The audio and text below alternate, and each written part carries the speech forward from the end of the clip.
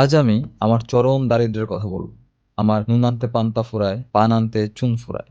ঋণে জর্জরিত আমার দেহের প্রতিটা হাড়। কিন্তু একদিন কোনো এক দৈব বলে আমি কিছু টাকা পেলাম।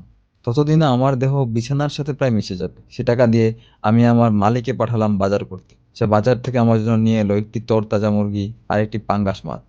মাছ এবং চিকেন দুটোকে দেখে আমার অনেক সুস্বাদু লাগলো। মনে হলো এটা দিয়ে আগামী সিজনে খুব ভালো রান্না করা যাবে। কিন্তু আমি যে মাছ এবং মাংস রান্না করব, আমি খাবো কি দিয়ে? আমার ভাত কই?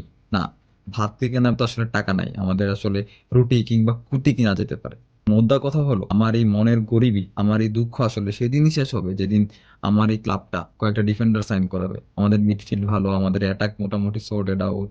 অ্যান্ড আগামী সিজনে আমাদের রাইভালরা যেরকম সাইনিং করাচ্ছে, ওটার সাথে মিলে আমরা যদি কিছু ডিফেন্ডার সাইনিং না করে, আমাদের স্কোয়াডের ব্যালেন্স আসলে কোনোভাবেই থাকবে না। কারণ এই Ronald Araujo, Christensen and Eric Garcia দিয়ে আমি খুব বেশি একটা আশা করতে পারি না। Cubarsi is very solid, but he needs partner like Inigo মার্টিনেসকে যেমনটা পেয়েছিল প্রথমের দিকে।